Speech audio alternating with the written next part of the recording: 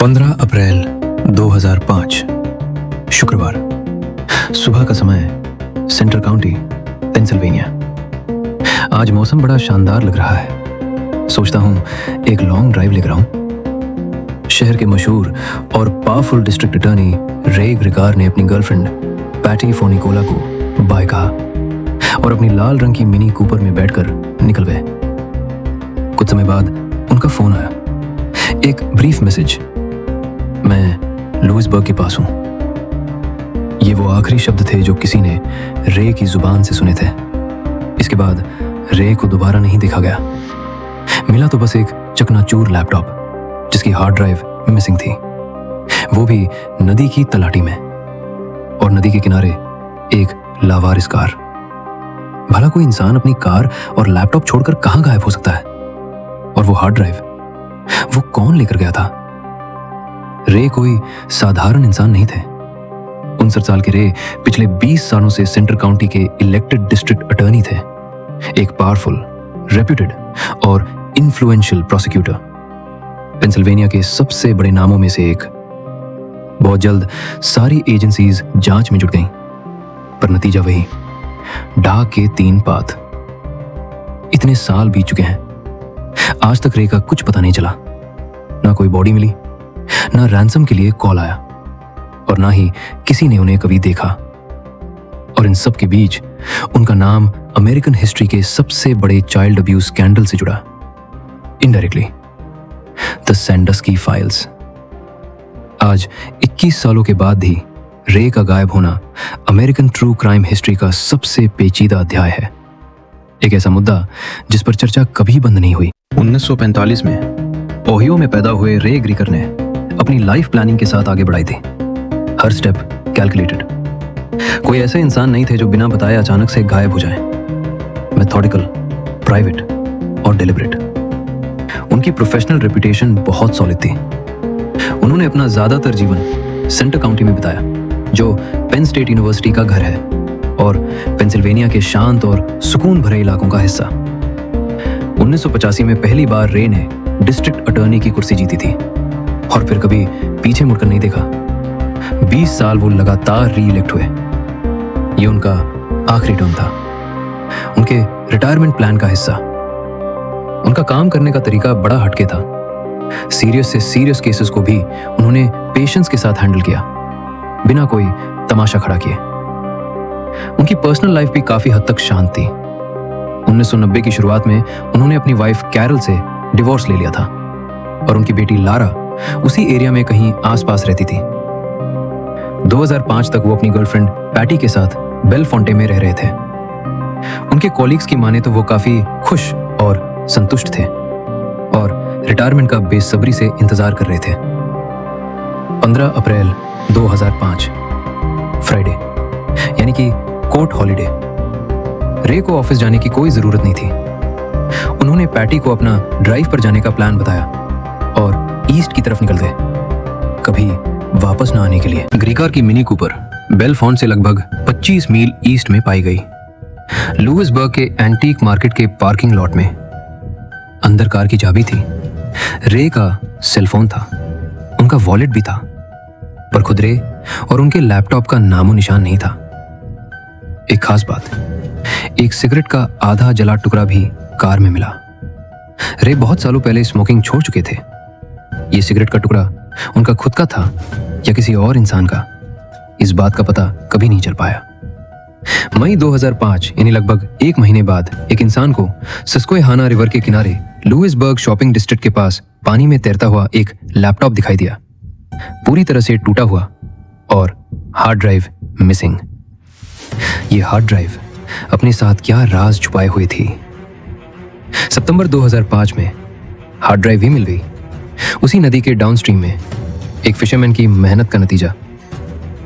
जांच एजेंसियों ने इसे बहुत अलग अलग फॉरेंसिक लैब्स में भेजा, इसका डेटा रिकवर करने की उम्मीद के साथ, पर लंबे समय तक पानी में रहने के कारण इस डेटा को निकालना लगभग असंभव हो गया था। हार्ड ड्राइव मिलने के बाद भी यूजलेस साबित हुई। रे ने खुद हार्ड ड्राइव को निकालकर फेंक दिया था, या फिर किसी और ने इस हरकत को अंजाम दिया था। हम आज तक इस फैक्ट से अनजान हैं। दो थ्योरीज और दोनों के अपने अपने आधार। लैपटॉप की सर्च हिस्ट्री से पता चला कि रे ने सर्च किया था how to destroy hard drive. शायद रे खुद डिसअपीयर होना चाहते थे, पर ये उनकी शख्सियत के अगेंस्ट था, या फिर किसी और ने ये जानबूझकर रे के लैपटॉप पर सर्च किया था इन्वेस्टिगेशन को भटकाने के लिए। क्या कोई था जिसको लैपटॉप का एक्सेस था? क्या उस दिन उनके साथ कार में कोई और भी मौजूद था? क्या रे एक बड़ी साजिश का निशाना बन चुके थे और उन्हें रास्ते से हटा दिया गया था? किसी पुराने केस की आहट, कोई स्केची पास्ट, या महज एक हादसा? या इन सब से दूर जाने की रे की छटपटाहट? रे का कोई सुराग नहीं। सर्च चल रही थी, पर रे ऐसे गायब हो गए थे जैसे वो कभी थे ही नहीं। क्या उनके गायब होने के पीछे कोई पुराना कंट्रोवर्शियल केस था, जैसे कि 1998 का सैनसकी केस, जो 2011 में दोबारा चालू हुआ और 2012 में कन्विक्शन हुआ? वही केस जिसे रे ने आगे बढ़ाने से मना कर दिया था। 1998 में एक औरत ने एक कंप्लेंट रजिस्टर कराई थी कि सैंडस्की ने पेन स्टेट के लैश फुटबॉल बिल्डिंग में उसके 11 साल के बेटे के साथ गलत हरकत की थी। इस मामले की इन्वेस्टिगेशन शुरू हुई। पुलिस ने सीक्रेटली सैंडस्की को रिकॉर्ड किया, जिसमें वो लड़के की मां के सामने कन्फेस करता है और आखिर में कहता है, काश इस सब के पहले मैं मर ही जाता। यह केस ग्रीकर के ऑफिस पहुंचा, जहां रिव्यू करने के बाद इस केस को प्रोसिक्यूट नहीं किया गया और बड़े शॉकिंग तरीके से इन्वेस्टिगेशन को वहीं रोक दिया गया। उन्होंने ऐसा क्यों किया? ये सवाल आज भी हर कोई पूछ रहा है। 13 साल बाद जब सैंडस्की को अरेस्ट किया गया, तब उसके ऊपर चाइल्ड अब्यूज के पूरे 45 केस साबित हुए। तब ग्रीकर का 1998 वाला फैसला दोबारा लाइमलाइट में आ गया। लोग केवल उनके पुराने फैसले पर सवाल नहीं उठा रहे थे, उनको यकीन हो चला था रे का गायब होना एक संयोग या हादसा नहीं, एक बड़ी साजिश का छोटा सा चैप्टर है। लोगों को लगने लगा कि ग्रीकर को जरूरत से ज्यादा कुछ मालूम था, या उनके ऊपर बहुत प्रेशर रहा होगा। 1998 का उनका वो फैसला सवालों के घेरे में था। लगभग सबका यह मानना था कि 2005 में रे का गायब होना और 2012 में सैंडस्की का कन्विक्शन, इन दोनों कहानियों के तार कहीं ना कहीं जुड़े हुए हैं। हालांकि लॉ एनफोर्समेंट ऑफिशियल्स जो इन दोनों मामलों से जुड़े हुए थे, उन्होंने हमेशा इस कनेक्शन का नकारा। ऐसा कोई एविडेंस नहीं जो दोनों केस को जोड़ता हो। 1998 के केस में रिव्यू पिटीशन भी की गई थी। कंक्लूजन, वो फैसला उस समय के सबूतों के हिसाब से एकदम सही था, क्योंकि विक्टिम की फैमिली ने केस फाइल करने से मना कर दिया था, जो किसी को कन्विक्ट करने के लिए कानूनी लड़ाई का अहम हिस्सा होता है। पर शक की चिंगारी भड़क चुकी थी। जितना एजेंसीज इस बात को ठुकराती थीं, लोगों का शक उतना ही गहरा होता जाता था। इन्वेस्टिगेशन के बीच में एक ऐसा फैक्ट भी सामने आया जिसने सबका ध्यान अपनी तरफ खींचा।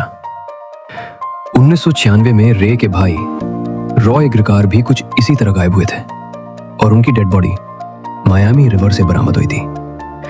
उनकी मौत को आत्महत्या माना गया था।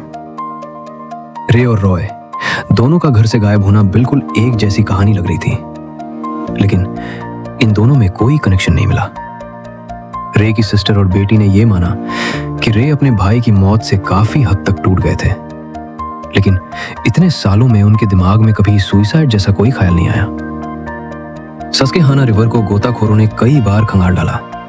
लुइसबर्ग के आसपास के वुड एरियाज और रिवर कॉरिडोर को लाश ढूंढने वाले कुत्तों की मदद से सर्च किया गया, लेकिन आज तक रे ग्रिकार से मिलता जुलता कुछ भी नहीं मिला है।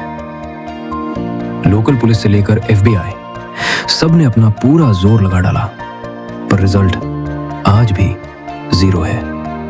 आज तक किसी भी सस्पेक्ट का नाम सामने नहीं आया। कोई भी थ्योरी आज तक प्रूव नहीं हुई। कई सालों तक इन्वेस्टिगेटर्स अलग अलग टिप्स को फॉलो करते रहे। अलग अलग स्टेट्स में हजारों लोगों के इंटरव्यू, हर कोई एक नई कहानी सुनाता था।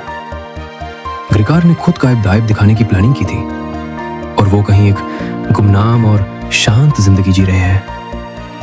ग्रिकार का मर्डर हुआ था, ऑर्गेनाइज्ड क्राइम, या फिर करप्ट ऑफिशियल्स, या पेन स्टेट के कुछ बहुत ताकतवर लोगों के हाथ इसमें शामिल है। लेकिन क्यों? लेकिन किसी भी थ्योरी को वेरीफाई करने के लिए कोई लीड कभी नहीं मिली। सब हवाई बातें। हर कोई अपने अपने इमेजिनेशन को सच साबित करने की कोशिश कर रहा था। इन सब से अलग क्रिकार की बेटी लारा बीच बीच में इंटरव्यू देती रहती थी, जिसमें उसने हर बार एक ही बात दोहराई, मुझे अपने फादर के बारे में कुछ पता नहीं है। शायद उसका इंटरेस्ट इन थ्योरीज में नहीं था, उसे मतलब था सिर्फ अपने फादर की खोज से। लारा ने 2011 में रे को लीगली मृत घोषित करने के लिए पिटिशन भी डाली। शायद ये अपने फादर के वापस मिलने की उम्मीद टूटने की आवाज थी, और ऐसा करना उनकी जमीन जायदाद का मामला सुलझाने के लिए जरूरी हो चुका था। इस मुद्दे का सबसे पेचीदा सवाल था हार्ड ड्राइव। सब कुछ बताने की ताकत, पर एकदम खामोश। अगर रे ने खुद गायब होने का फैसला किया था, तो हार्ड ड्राइव को बाहर निकाल के मिटाने की कोशिश समझ में आती है।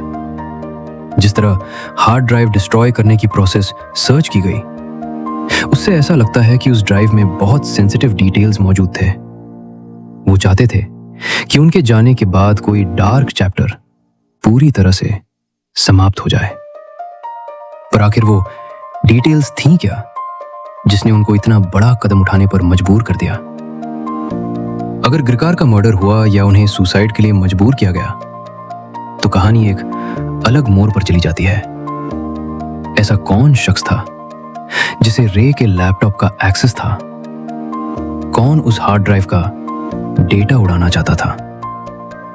पूरा सीन स्टेज लग रहा था। कार पार्किंग लॉट में, फोन और वॉलेट कार के अंदर, लैपटॉप पर सर्च हिस्ट्री। महज इत्तेफाक या फुल डिटेल्ड स्क्रिप्ट? और सबसे बड़ा क्वेश्चन मार्क, कोई एक इंसान या फिर कई लोग इसमें शामिल थे? वो ड्राइव बहुत कुछ बयान कर सकती थी। रे तक पहुंचने का रास्ता भी शायद हमें मिल जाता, वो रास्ता जो हमेशा के लिए बंद हो चुका था। आज करीब 21 साल बीत चुके हैं। ऑफिशियली केस आज भी खुला हुआ है, पर इन्वेस्टिगेशन का लेवल बहुत अलग हो चुका है। जब कभी सेंडस्की फाइल की चर्चा होती है, कोई न्यूज या कोई डॉक्यूमेंट्री, तो ये केस खुद ब खुद सामने आ खड़ा होता है। हर बार नए टिप्स मिलते हैं और हम घूम फिर कर वहीं वापस पहुंच जाते हैं जहां से शुरुआत हुई थी। पेंसिल्वेनिया स्टेट पुलिस आज भी किसी क्रेडिबल सोर्स का इंतजार कर रही है। कोई छोटा सा सुराग, कोई गवाह, कोई अनदेखा सबूत जो इस पजल को पूरा कर सके। दुनिया आगे बढ़ चुकी है। इस कहानी की जगह नई कहानियां आ चुकी हैं, लेकिन रे ग्रिकार, उनकी फैमिली, उनकी गर्लफ्रेंड, उनकी बेटी के लिए समय आज भी वहीं अटका हुआ है। अप्रैल 2005। सब जानते हैं कि रे अब वापस नहीं आएंगे, लेकिन दरवाजा आज भी इसी आस में खुला हुआ है। अगर आपको ये रे ग्रिकर की अनसुलझी कहानी पसंद आई हो तो लाइक जरूर करें। अपनी राय कमेंट में जरूर बताएं। आपको क्या लगता है, रे ग्रिकर खुद गायब हुए थे या उन्हें मार दिया गया था? सैन सकी केस से सच में कोई कनेक्शन था या ये सिर्फ संयोग था? अगर आपको ऐसी रियल क्राइम स्टोरीज पसंद है तो सब्सक्राइब करें और बेल आइकन दबाएं ताकि नई वीडियो की नोटिफिकेशन आपको सबसे पहले मिले। अपने दोस्तों के साथ शेयर करें जो ट्रू क्राइम में इंटरेस्टेड है। कौन जानता है, शायद आपके कमेंट या शेयर से कोई नया सुराग निकल आए और आखिरकार ये 21 साल पुराना राज खुल जाए।